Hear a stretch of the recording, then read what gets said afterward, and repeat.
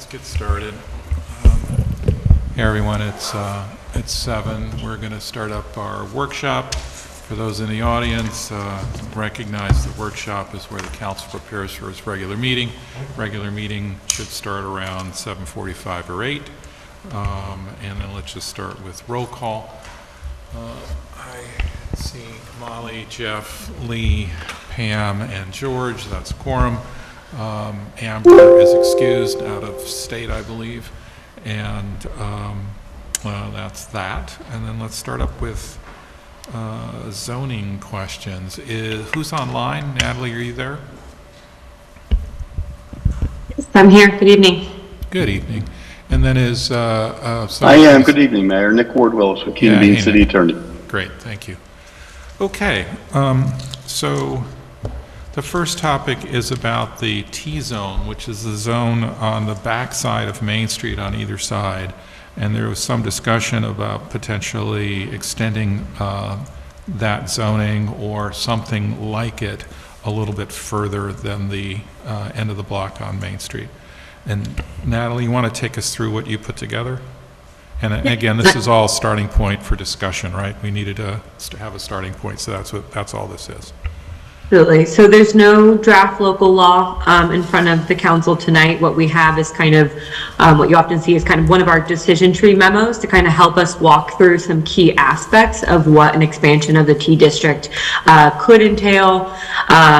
And I think by going through these questions tonight, that will give myself and Nick some guidance to prepare a proposed kind of draft boundary, as well as the legislation to go along with that. So what you have in your packet right now is a memo from me that walks through kind of the intent of the expansion of the T district to, really expand or allow more two-family housing units and this missing middle housing close to the CMS district.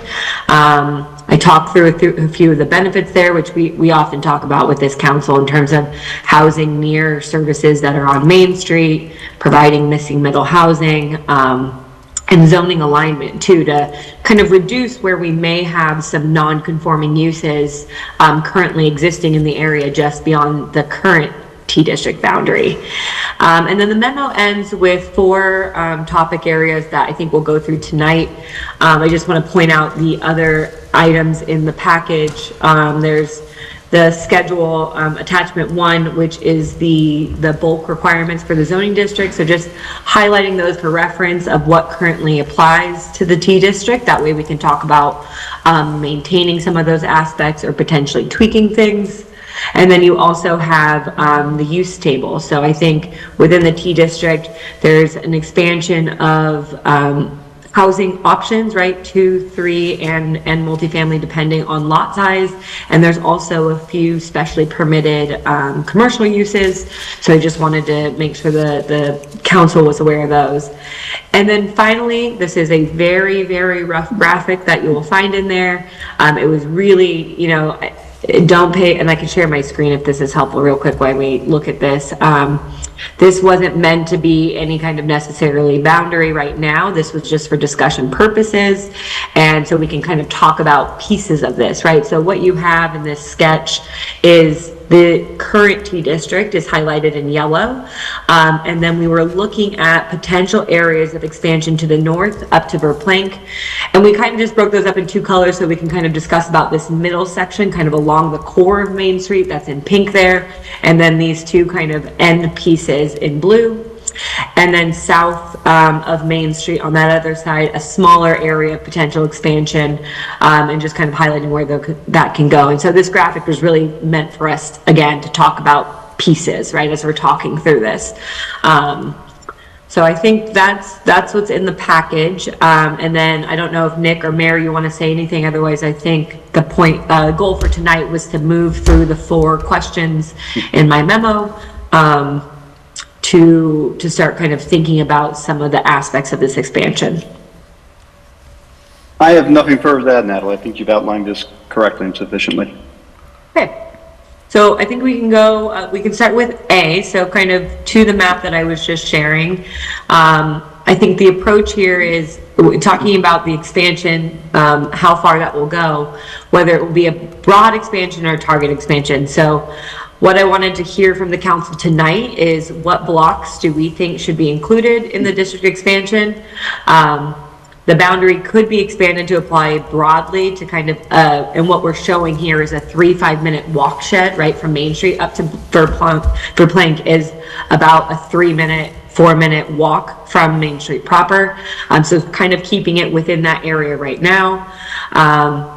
And this would allow for obviously a larger housing yield and a simpler map if we were to maybe use Verplank as a northern boundary. But obviously we can talk about, you know, limiting the boundary, I think further south on, you know, potentially Oak Street or other areas in there. And I think what we should be thinking about, or what the council should be thinking about where do we want to expand to, I think it's important to try and encapsulate if we have existing 2-family, 3-family buildings, if we have existing kind of commercial uses, expanding the T district to include those, like I said, at the top would not only allow, you know, permit more residential, but it would also make less non-conforming uses kind of in those areas. So it just makes those properties kind of easier to function going forward. And then also it could just be very targeted. So I think one of the things that I just want the council to know is I am doing a little bit more research here to try and get you guys maps of land use so that we can use that as a reference, and then also lot size so we can talk about it in that sense. I do want to note that there is a land use map in the existing comprehensive plan that was back from 2017, so I think we'll want to update that, but that's also a good reference to think about where land use is, where I'm going to share my screen real quick. Right, where this was land uses that were mapped. Yellow is all residential, but where you see some of these, and I don't know how well you can see this, there is some darker yellow in here that does kind of expand all the way up to Verplank, and those darker yellows are representing at the time of 2017 when this comprehensive plan was done, where we do have existing kind of 2-family or potentially 3-family, depending on the shade of yellow, kind of north. So what I'll look to do is update this to help the conversation, but I think we just wanted to start tonight with general feedback from the council on what areas you think make sense that you would want us to look into expanding this boundary. Yeah, so let me add a little bit. So if you're looking at the map, either the one on the screen or the one that was in our package, the T-zone is basically the behind Main Street up to the first block. So on the south side, it pretty much follows either Henry Street or DeWint as its boundary on the south side. And then on the north side, it's basically Church Street. Church and then West Church, right? And the issue with the T-zone is we've permitted, not the issue, the options there are greater. The height is a little bit higher, and Natalie, you can go through the details. I'm just trying to provide kind of the overview. There's more density there. It was originally, both those areas were a PB district, which was meant for parking, and those were the 60s, 70s zoning that was assuming Main Street was going to a pedestrian mall, and so it was a parking area. A lot of the area on the north side behind those buildings is still relatively undeveloped.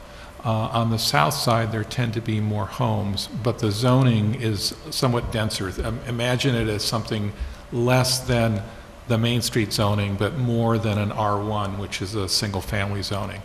And so the question of extending that zone, and you see this in Natalie's memo, which is how far do you want to go on either side? And then there's a similar question that's related to it, which is, and do you want to kind of alter what's allowed in there and kind of basically making it shorter as you go further from Main Street or less dense as you go further from Main Street, or do you just want to keep the density and extend it? And I think those two issues go together.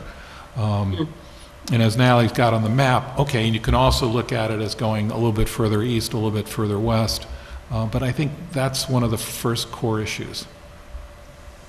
All right. And we may not solve it tonight. You may all say, look, I'd like to go look at the site and actually get my eyeballs on what it looks like, and that's probably a good thing.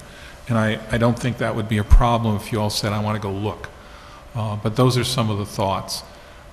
Natalie, do you have a version of the issue of no, because I saw you just did questions, right? Asking the council, what are you thinking about extending the zone or reducing the density as it moves further away from Main Street, right? Yeah, I think that's a good point to talk about, though. So in the memo, there's B and C kind of talk about, B talks about commercial use parameters. So with zoning, right, we always have a lot of flexibility to add. So I think one of the things we can talk about is there's obviously the option that if the T district was to be expanded maybe to a larger area, but the council felt that commercial uses would only be appropriate within a certain distance of Main Street, right? We could also, that could be something that would be added in there. That's always an option that, right, commercial uses are permitted in T district, but you must, permitted by right within 1,000 feet of Main Street and maybe by special permit elsewhere, or just limited to that area. So that is something we can think about. And then similar, with kind of unit types, residential unit types and intensity, we can think about, different restrictions or regulations guiding that. So to your point, Mayor, there's the option of just kind of expanding the T district as it currently stands with those regulations, or we do have the ability to tweak them as we're thinking about a larger area. And I do just want to say, the T district, I think, is a really important concept in terms of this transition between Main Street and the residential neighborhoods. Right now, it is a very short kind of transition area, right? It's kind of a half a block in either direction. So I think while we're thinking about these gradients, we can allow for a more kind of an even kind of distribution as you move into the more residential neighborhoods to the north and the south. So I think expanding the T district gives the council that ability to think about that kind of greater gradual landing area as you move away from the CMS.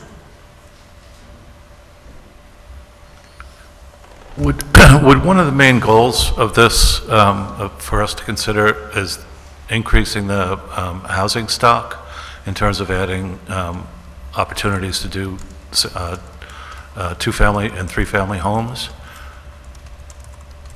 Yeah, I believe that's when it was originally kind of discussed by the council, I think that was the thought of, in some of these neighborhoods just outside the T district, we do have existing, homes or buildings that were converted, maybe originally single family, but converted to two family, or maybe have been two family for a number of years. So I think that definitely was the goal of looking at what we call kind of like a softer density, or this missing middle. So you have a similar form and shape and building footprint to some of the single family homes in this district, but do allow the option for them to be two family.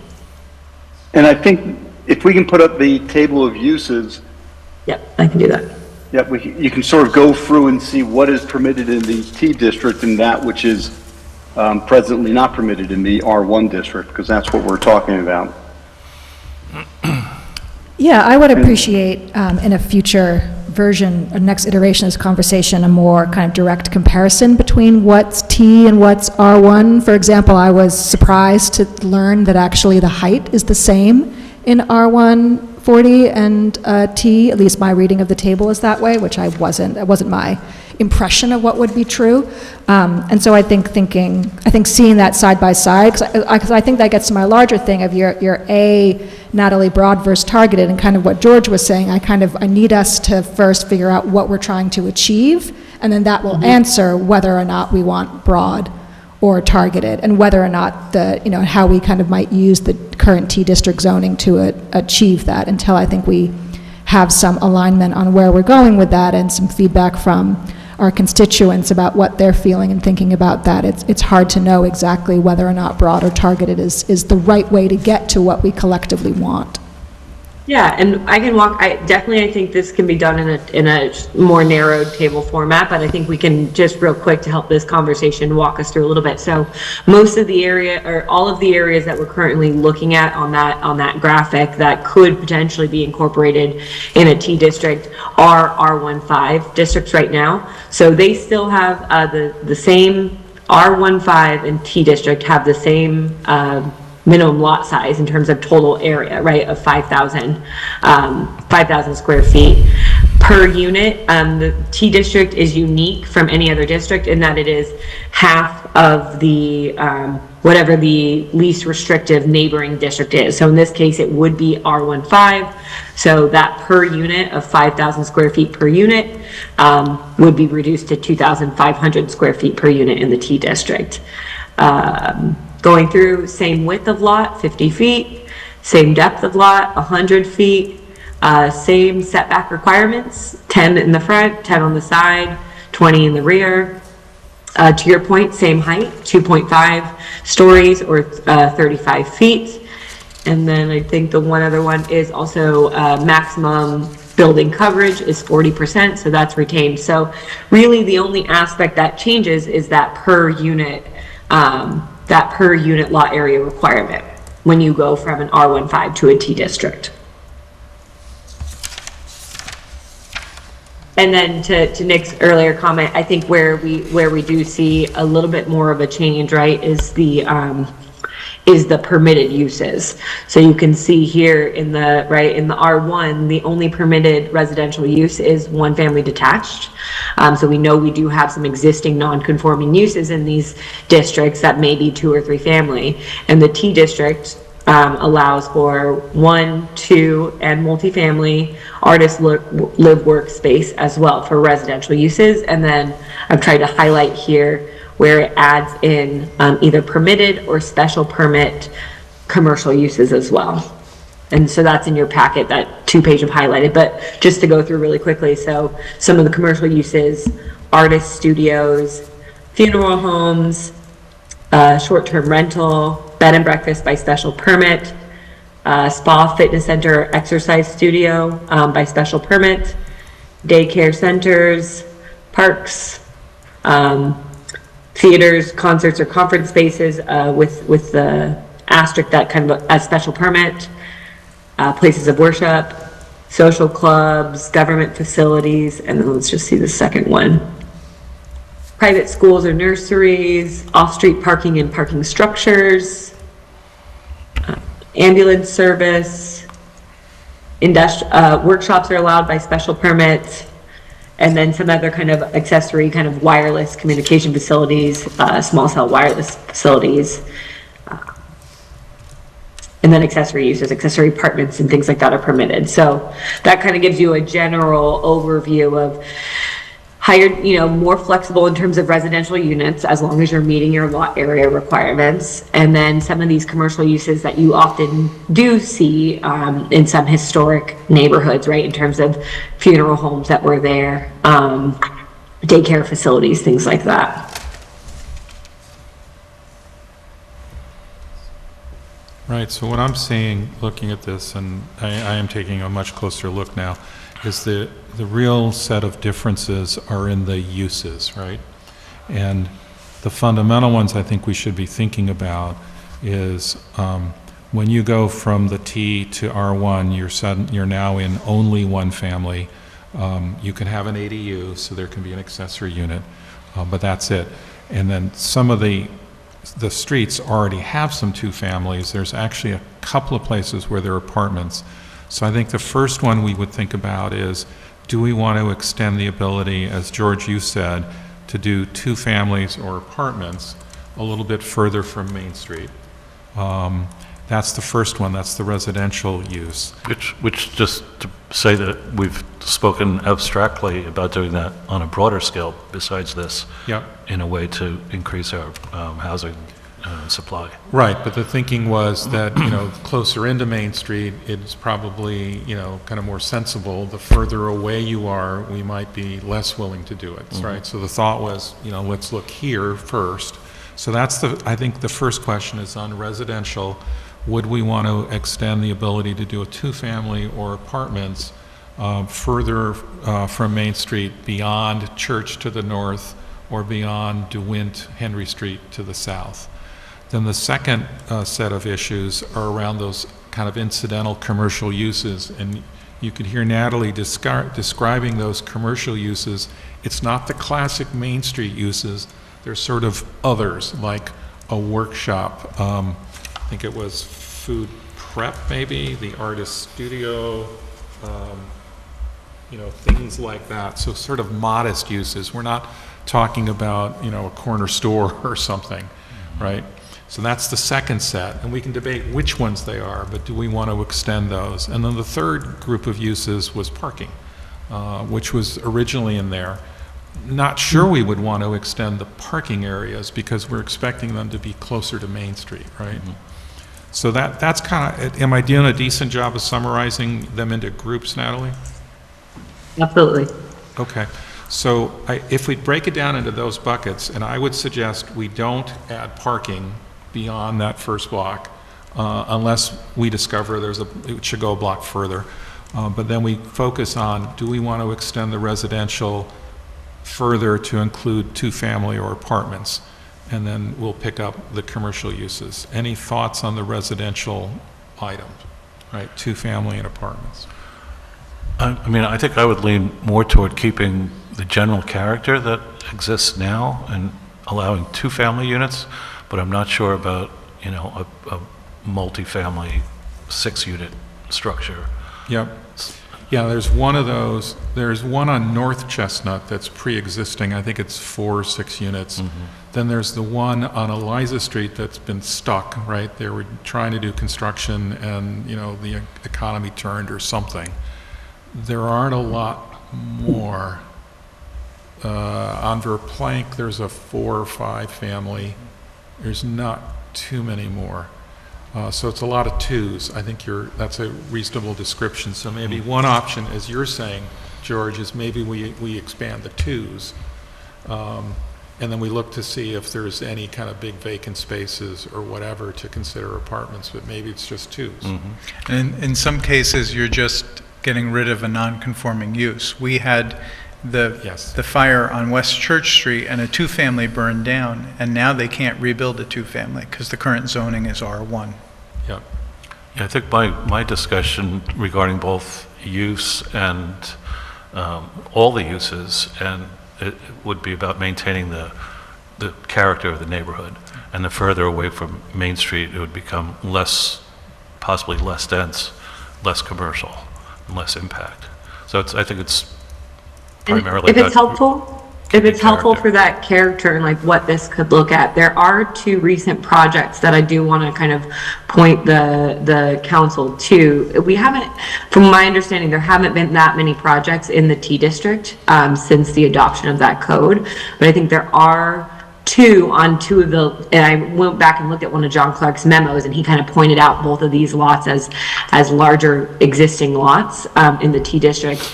And so one is 17 Henry Street and the other one's 14 North Clinton.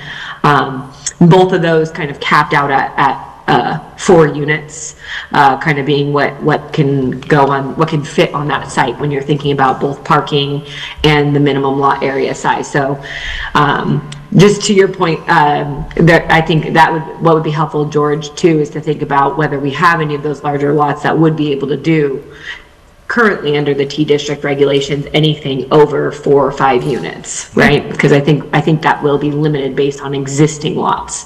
But There's also the proposed one on the corner of Church and North Cedar, but because it's proposed, Nick, I'm not sure if we're able to talk about that in terms of what's allowed, because I believe they are also certainly more than a 2-family on that lot. So I think just understanding how. That's the address. That's the 14. Yeah, that's 14 North Cedar, the second one I mentioned. Okay, I thought it was in North Clinton, so, great. Oh, sorry. Apologies. I meant in Cedar if I said Clinton. And is the North Cedar one in the T zone or on the other side of Church Street? No, it's in the T. In the T zone. It's in the T, okay. Yeah. I'm not sure about how the project that's currently going on Henry Street, the townhouses. I'm not sure if they joined a number of lots together to make one large lot, which So I'd be concerned that that might happen, further north, about combining lots and then being able to build a bigger structure. Yeah, that was a single family with sort of a double lot, and I think that's what allowed them to do it. They took the single family structure down, but they had a big side lot. And I took a quick look on parcel access, and there are a number of lots that are the same size or bigger if you go north of Main Street as the one on the corner of Church and North Cedar. There are like 8 or 10 of them. Some of them have existing property on them, single family, some of them don't. But I think it could be that this kind of incentivizes people, which I assume we'd want to do if we change that, but then I think digging into pre-existing examples, as Natalie said, would be helpful to be like, is this what we intend? Could we discuss the process of ensuring that there's respect for neighborhood scale and character? Like, how would that evaluation take place? I'm sure that's going to be one of the bigger concerns that anyone in these maybe newly zoned places might have with concern to some of these project sizes. And I mean, I know there's ongoing questions about other projects in the city where there's this very concern. So what would be the process by which that would be ensured?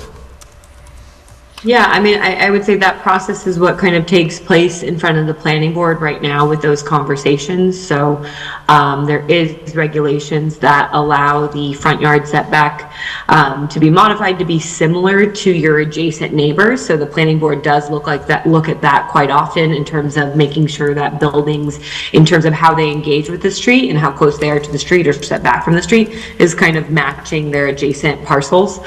So that is language within the code. And then I just think with the planning board, a lot of their regulations that they're looking at, there's a lot of language in the code about character. So I see that process often playing out in front of the planning board where they're looking at asking architects to look at the architectural features of properties nearby and explain how their building is kind of pulling from that existing character. Can I ask a clarifying legal question, I guess, for you, Nick? So we do have Yes. existing 2 or 3 families in these areas we're discussing. Under our current zoning, if they were to try to sell those properties, could they only legally sell them as one families? Assuming, it depends. If they are legal non-conforming uses, even though current zoning doesn't permit, they can sell them and advertise them as what they are presently being used for. The code doesn't require that upon transfer of ownership, the use has to conform. Okay, so because they're kind of this category of legal non-conforming, then they can stay non-conforming, assuming they're staying the exact same type of non-conforming. Correct. But if they burn or they're destroyed, then that goes away. Yes, that example you gave on West Church. Yeah, and then historically, the reason we got here was when they were doing the urban renewal planning, they put in RD5 zoning on either side, and RD allows for 2-family and multifamily, and the existing single-family homes were being cut up. And when the LWRP came into place in the 90s, the recommendation was to make the zoning consistent with the neighborhood. And so we went to R15, that stopped those conversions, but there's some existing 2s that arose. I think there's a 4, a single-family home that became a legal 4. So I think that's how we got here. In my head, and I really do want to go look at the neighborhoods, kind of eyeball them, but I'm thinking we might want to extend to allow 2-family north a block if there's a fair number of them, maybe north a second block, but maybe not. The first block is Oak Street, and then the one after that is for Plank. And then on the south side, maybe similarly an extra block down to Beacon. Now that would only be 2 families. And I'd like to look at to see what's out there. Maybe Natalie, you can help us with what's pre-existing out there in terms of mapping a little bit, but I also just want to eyeball it. And Natalie, I just have a question about on the south side. You've stopped it pretty much at Catherine and Beacon Street. Was there a reason not to consider going further to, say, Rombout? No, and to be, I think this was from just kind of the limited input that I was getting in terms of like maybe what had been discussed and what the form was. So I I think we could talk about that, absolutely, of going to Roundabout. I think I just got a little bit of the history in terms of there's more kind of established single-family neighborhoods on the south that maybe we don't have as much of the existing character of two families and small commercial uses there. So it might be more of a change. But I think those where I drew them in terms of Catherine and Beacon are up for discussion with the council. That was just kind of, again, Yeah, I had that first. same question. So it's really, the criteria really was existing conditions for the most part, and about that idea of neighborhood character and scale. A little bit. Yeah, for right now, and then and again, this was kind of based on eyeing it, and conversations, but I think we can, I'm definitely going to help pull some data for that too, so we can look at existing land use maps and see if this is what the initial thoughts were, but, we can definitely verify that. Now, another thing we could do as well, and help me if I'm wrong on this, Natalie, could we also, even if we said we would allow twos in a certain area, could we put a limit on it in terms of number to a block? Or maybe that's a Nick question. Yeah, that I don't think we can. That's always a difficult question when you're talking about permitting uses and sort of limiting the number of them. Okay. It's a bit that's problematic. And It sounds like competition to race to get them in. Yeah, exactly. yes, So, okay. Maybe a conversation too, is there, and I don't know if this is the same,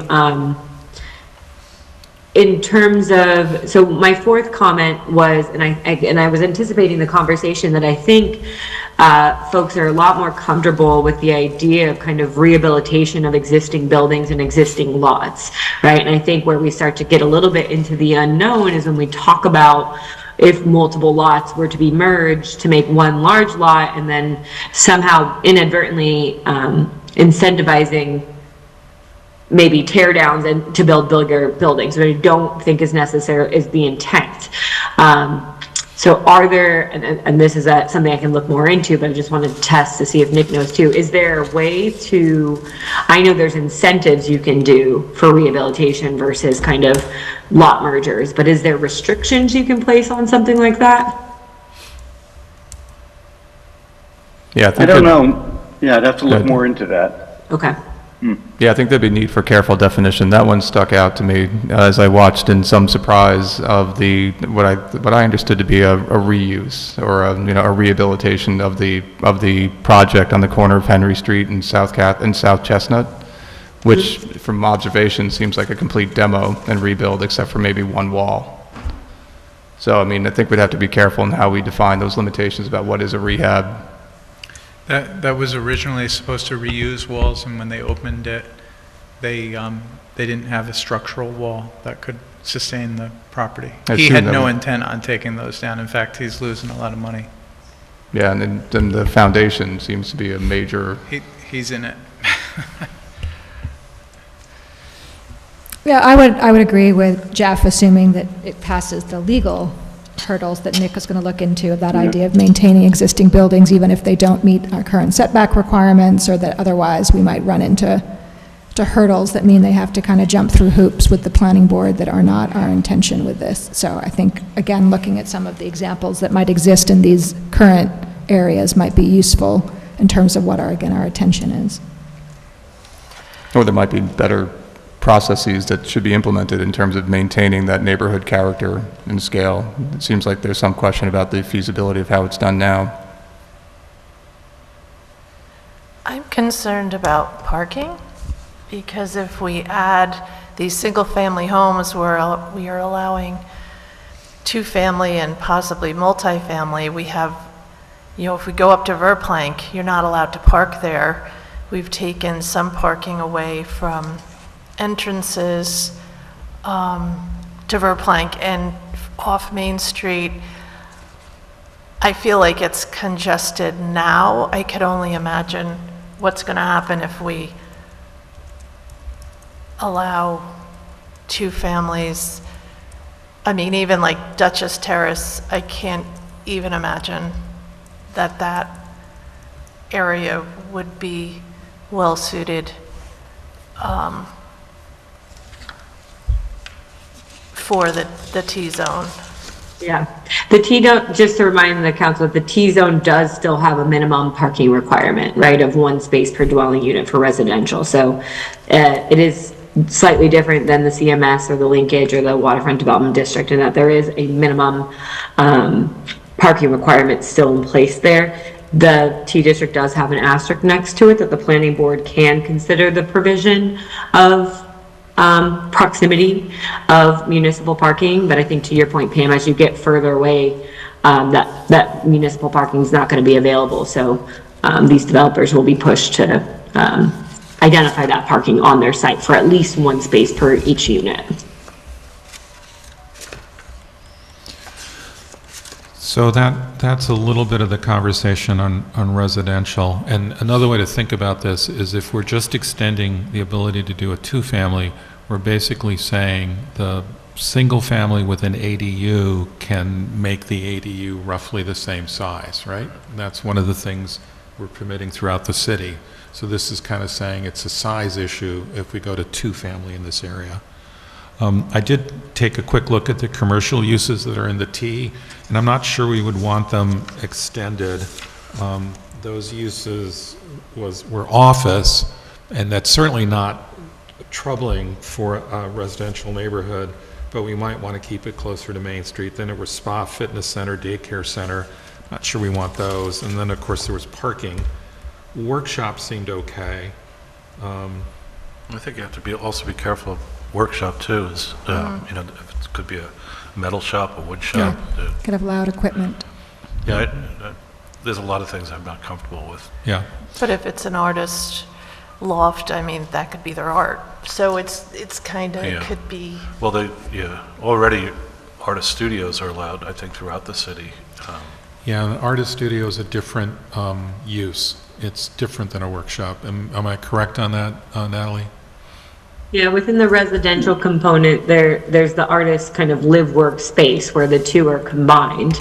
The workshop, there is a separate, and I'll have to pull the definitions. I don't have this off the top of my head right now, but there is a separate specific workshop use as well. And I think that within like industrial, and that is a special permit use. And that comes with restrictions as well. Yeah. Regarding noise. One option I'm thinking about is in the R1, we permit some limited accessory uses, right? An office, an artist studio, a couple of other things. Maybe we just leave it at that and not go any further in terms of those uses. Would that make some sense, maybe?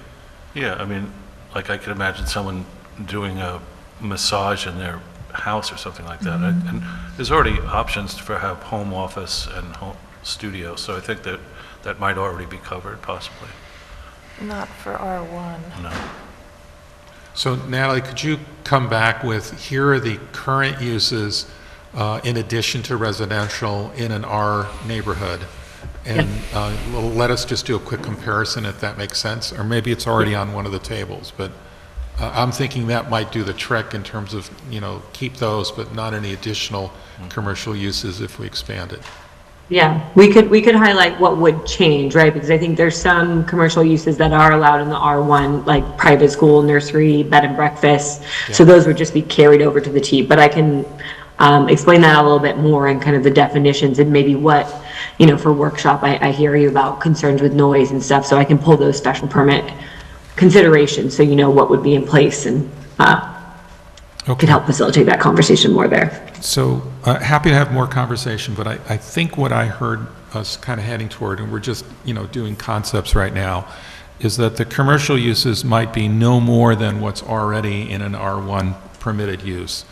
The residential density, we're thinking about allowing two families somewhat further. Apartments become problematic. It may have to depend on lot size or maybe just not at all. And then I don't think we're extending parking as a use. There would be parking requirements, but not parking like a parking lot. Lower structure. Right? Does that sound sort of like a direction? Again, we're not trying to decide it. It's sort of set a kind of a general direction. Yeah, just to, a specific example, I would like to look at the North Cedar property, I think the other one you mentioned, Natalie, just as an example of what we currently allow. I think we're already leaning towards not allowing apartments, but I think looking at that example would help us kind of just make a more definitive decision. Yeah, we might be able to do something with a special use permit when it comes to apartments or something like that. And I think learning more would give us the ability to kind of make a better choice. Yeah.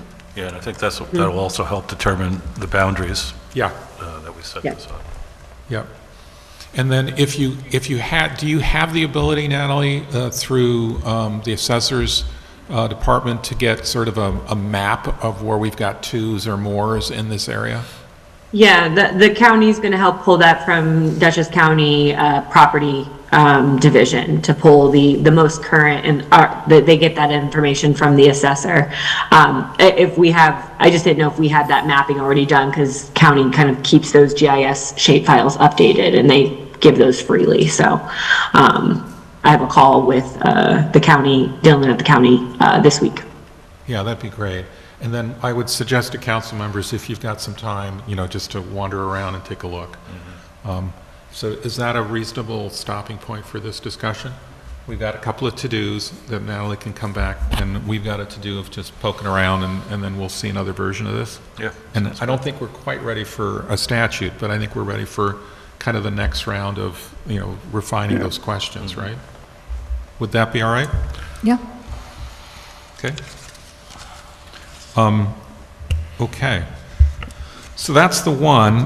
Natalie, you're good with next steps? Okay, great. Yep. Thank you. This is really helpful.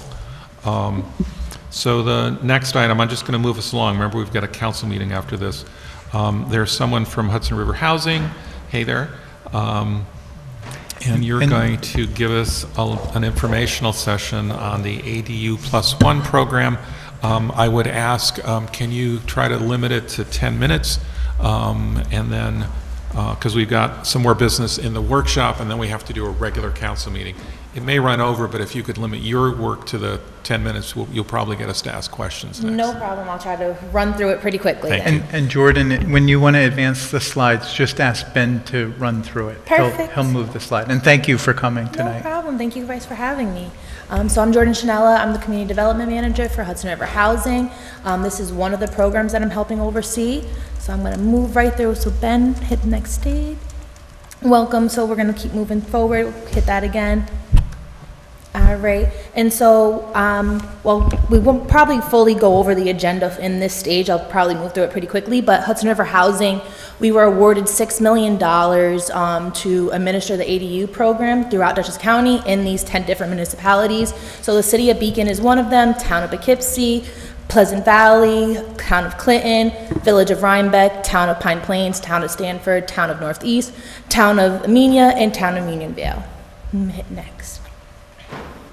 So what is the ADU program? Again, we are partnered with 10 municipalities, but what it does is it provides financial and technical support to eligible homeowners to create or bring existing ADUs to code on their property. Again, this is either create or bring to code. So why ADUs? It's just a flexible, creative measure that we can bring different housing options to your communities. So it can help with like aging in place, as well as provide supplemental income, again, bringing existing unpermitted units to code. Next. Again, $6 million was the total amount. Homeowners can see up to $125,000 per household, but that does include a delivery fee for Hudson River Housing to provide compliance monitoring for the 10-year period. So direct assistance is going to look like $112,500. And so the term for this, for us to administer, we got awarded in March 2025, and we'll continue to run this program until March 2027. We have to meet 48 ADUs across the 10 municipalities, and again, it is a 10-year compliance period for the homeowners that are awarded. These are new builds, conversions, modular, tiny homes. Again, again, bringing existing ADUs to compliance. Another update is that the state has changed it from 100% AMI for eligible homeowners to 120. We have opened up the application as of July 14th.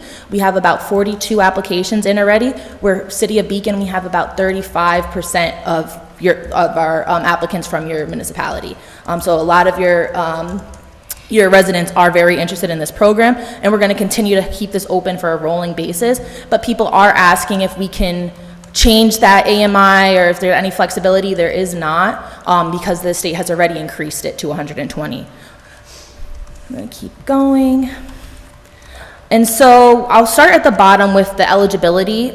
So when we're talking about AMIs for the whole Dutchess County, Ben, can you advance? Yeah. Thank you, sorry. For the whole Dutchess County, so a household of one, that's about $103,000, $300. And then a household of five is looking about $159,000, $400. And so it ranges, and again, there's no flexibility with that. So what we do in our application is we have an eligibility tool screening, so people are able to see what these income levels are before they proceed, as well as any other restrictions that the application may have. For instance, is this your primary residence? Is your house mobile home, things of that nature, or do you fall within one of the municipalities that we're serving? So it has to be one of your primary residents. Some people have two houses, but you need to live there more than 50% of the time. These ADUs cannot be used for short-term rentals. And so we really do rely on neighbors, council members, to help us once we do award these funds to make sure that it does not fall into those terms. Next. And again, it's just reiterating what the eligible projects are: conversions, modular, legalizing unpermitted ADUs, new construction, and keep going. And then that's what it can look like on top of your houses. And we can keep going. Again, a 10-year period, and so that's a declining lien balance on your house. If you are looking to sell your property, you do have to notify Hudson River Housing or the state before you do that, just because the new homeowner can become eligible or they may not be eligible, and so we just have to walk you through that process. Every project must receive an environmental and historic clearance before construction begins, and once you are approved, the construction must begin within 30 days. We'll keep going. And so this is a part of our outreach and marketing. Our communications team has been launching it on social media. You may have seen your municipality posting it locally. These info sessions we're doing at each of the municipalities. I actually am moving out of the country at the end of the month, so I no longer will be the person leading this program, but Mary Ling, our Vice President of Real Estate Development and Home Ownership, is going to find somebody really great to take over. But for now, I'm the person that you guys will be meeting with. So keep on going. And as I stated, the application process is there's a pre-screening tool. Once you're directed to the application, you will automatically be issued to go to that pre-screening tool that will tell you if you should again continue to fill out the application. If you aren't eligible and you choose to continue the application, that is on your part, because you can go ahead and fill it out. We will just see that you're ineligible and we'll let you know at that time. There are two parts to the application. The first part is just again to see if you qualify, you fall into the municipalities that we're serving, income eligible, is this your primary residence, and any of those main things. And once we determine that, we will move you on to the second portion. The second portion is when we'll get into the meat and potatoes of your ADUs. What is your project? Who are you looking to serve? And then we'll work with your local building department to just make sure that what you're planning is to code. And then again, we're opening this up for a rolling basis. There are priorities given to certain projects, so shovel ready. You already have an idea of what an ADU is. You don't necessarily need any help with creating the idea, figuring out what is to zone in your code. Municipalities that have already adopted the RP 421F tax exemption, projects that may look to serve low-income renters or located near public transportation. And those are just requirements that the state requires us to do. And if you need any support, our phone is always open. We did put a little pause on application reviews just because we had other priorities at the time, but we are back open and reviewing, and people who have applied should receive a notice very quickly. And note to council, we will be bringing you the tax exemption under RP 421F in early September. So that was one of the things that we said in our application, that we were both trying to make our law easier to navigate, and we were willing to do the tax exemption. Thank you for answering that question. Perfect. All right, and then compliance and monitoring, again, 10-year restrictive covenant. So what this looks like is the annual certification that just proves that you're still income eligible, as well as that you're still using the ADU for its intended purposes. Site visits will be conducted every 2 years by a program staff at Hudson River Housing, again, making sure that it's code compliant, occupied, and safe. For instance, if you do have a turnover in the house, that you were leasing it out to somebody from the general public, making sure that you're doing your due diligence to get it rented again, but you may be using it for a family member, and that's perfectly fine as well. Again, occupancy compliance, making sure that's being used as a long-term tenant, so anything longer than 6 months is what a lease that will accept, and again, good faith. And so we can keep on moving past. And so this is kind of our timeline. We've already begun now. The application's opened on July 14th. And so what does this look like future? By October 2025 into March, we're looking to identify all of our ADU projects and finalize eligibility. We actually, right now in round 3 of this program, are doing one of the best in the states. We had about 180 people from Dutchess County apply to our interest form, where other municipalities did not have an interest form previously. So we were able to open it up to those 180 residents quickly. And then as you guys helped spread out the flyer, it's open to the general public, and these info sessions will continue to bring up more. So we are seeing people who have had their their applications open for a month and only have about 4 to 10 applications. And again, we have about 42 applications already submitted. And then as we move through that, construction again has to begin within 30 days. And so beginning that construction in at least 25% of that in April to September, and then completing all the constructions and funding all the projects by the end of March 2027. And then we'll move forward. And question and answers. I know I try to speed through that quickly. Thank you. You're welcome. Cool. Any questions for council? Yeah, you gave some of the criteria for how you'll decide. It sounds like there are more people applying than you'll have money for, which is good, and that you're kind of getting interest. Can you say a bit more about how you're going to decide, particularly if it does where the municipality is make a difference? And you mentioned some rules, or you're going to kind of try to have like, a certain number for this municipality versus that? Is that kind of one of your factors, or no? No, so we have it limited by municipality. It's really first come, first served, shovel ready. And so the first part of the application is making sure that anybody is eligible, actually like the income, primary residence, I'm sorry, just floating through the basic eligibility. So everybody can move forward after that point to the second portion, to the ADU, and where you're going to talk about what you're doing. So we don't have any restrictions on if 10% has to come from Beacon, 10% has to come from Pine Plains. It's open for whoever completes it, and as we find eligible first. And the way that we do that is based off of when they submitted it. And again, we're a little bit behind because we put a pause on reviewing applications, but we will respond to who have completed the applications first and move through that process. We won't go to the last of the line and then give them the information to move on forward before the people that did it before them.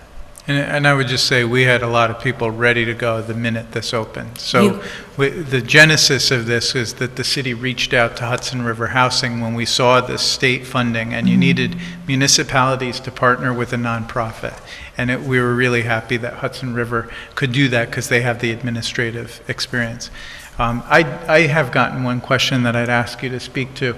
In the 10-year compliance period, if you fall out of eligibility or you do something like you say, well, I don't want to do this anymore, is this structured as a loan that's forgivable? Yes. And if you are out of compliance, then you pay the loan back? Yes, so it's a declining lien balance. Very so good. You'll have to, it'll decline by 100% based off of that 10 years. So it'll keep going down. Got it.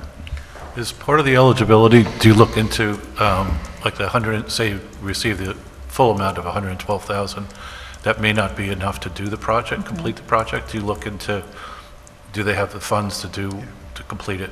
Yeah, so we do see if people have the resources, but it is a little bit tricky with eligibility because of assets do calculate into their income eligibility as well. But we are working with individuals to find financing gaps for that. But we also meet with the state and all the other communities that have been funded this program. And so, for instance, REPCO is doing this across the river in Orange County and Ulster County, and they have some creative measures that they have looked into. So being able to communicate with them and figure out what we can do here in Dutchess County to support our residents is really helpful, because they've done it now for the first and second round. So it just helps our residents be able to work through this faster and better with our program. Great, thank you. Right. Any more questions? I just want to again thank Hudson River Housing for stepping up to do this. Like, we couldn't have done this without you. Thank you, guys. We did complete this application in 2 weeks, so we were. No, you did it amazingly. And originally they were going for $2 million. Yes. And the state came back and they said, we think you should get more because you have a good. There wasn't a lot of demand for the program, so they said, can you do $6 million? And I know that added a lot of extra work, so Yeah. thank you. No problem at So all. I do have one question. You were talking about kind of ready-to-go projects. Does it help if there's a planning process that can be kind of accelerated in this for the ADUs? Planning process, like, for instance, if The your building department, approval or whatever? meaning, I'm sorry, can you just elaborate on that a little bit more?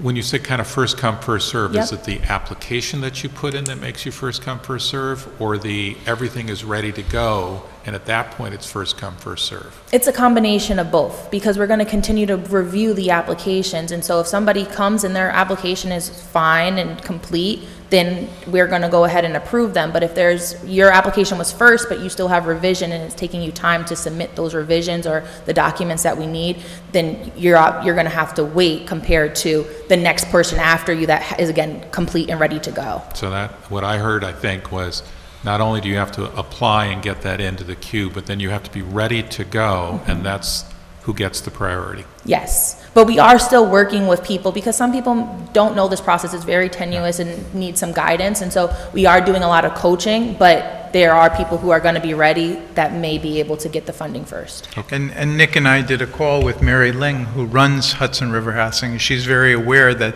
Beacon has made its law streamlined so that things that used to go through a long planning process are now just a building permit.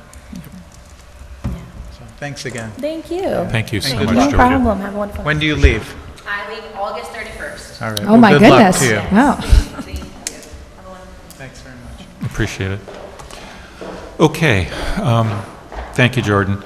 Next couple items in the workshop, there's 2 appointments. One is Ricardo Brown to motor equipment operator, and the other one is Connor Gould.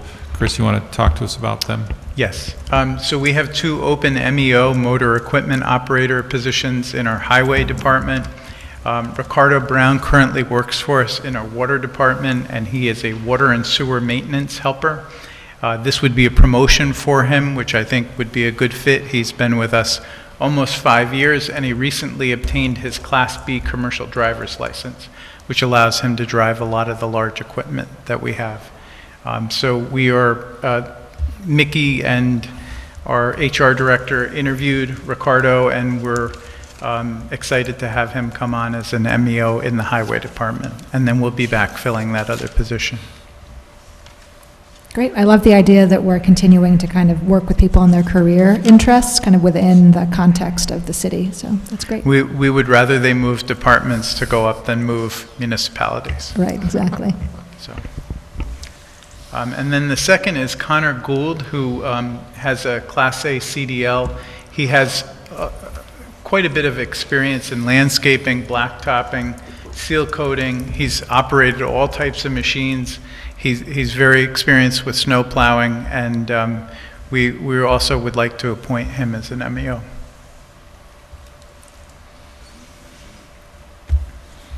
All right, everybody good?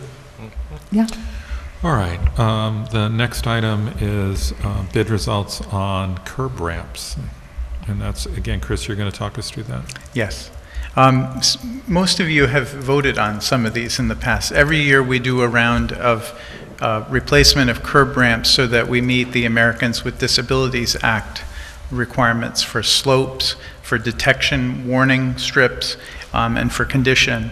And so as we get ready to mill and pave, which I'll talk about in my report we're going to be doing soon, we, as part of our CHIPS funding, which is the Consolidated Highway Program funding we get, we're required to do these ADA upgrades. This year, we are looking to do 24 ADA ramps and then 3 sections of sidewalk on River Street. We put the bids out, and they were received on August 5th. 7 bids were received.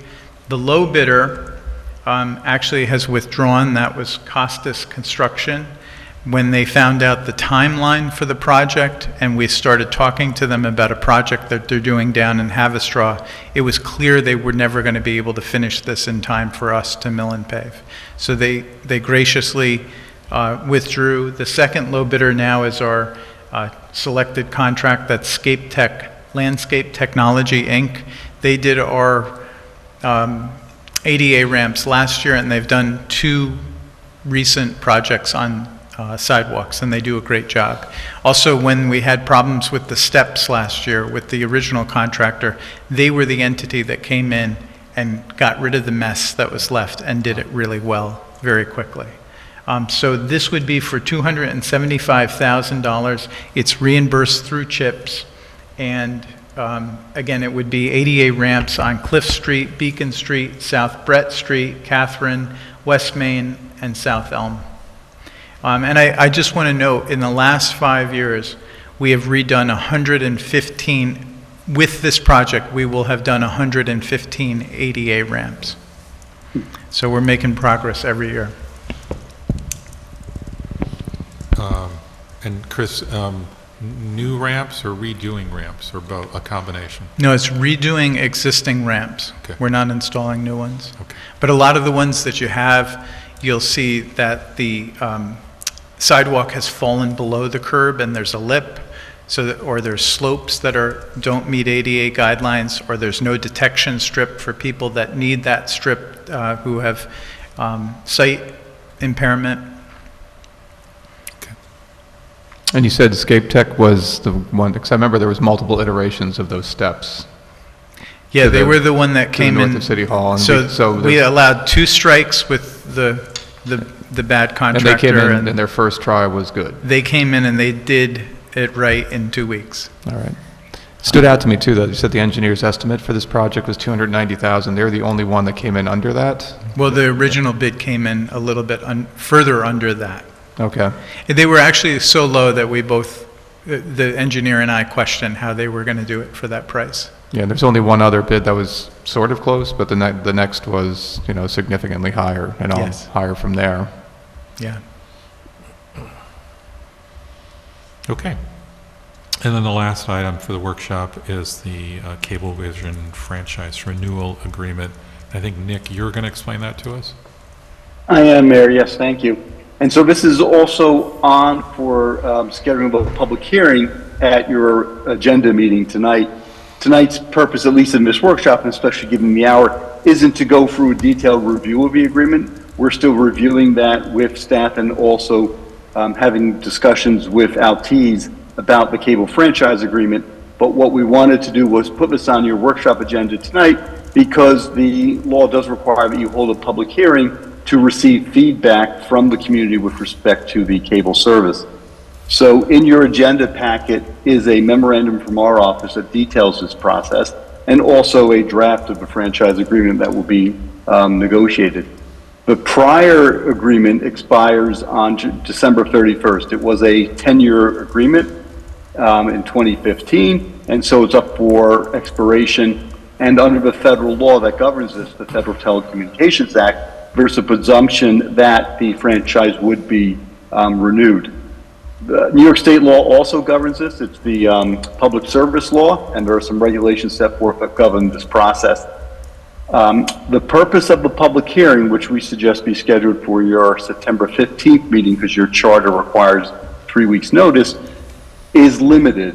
It's to identify future cable-related community needs and interest, considering the cost of meeting such needs and interest.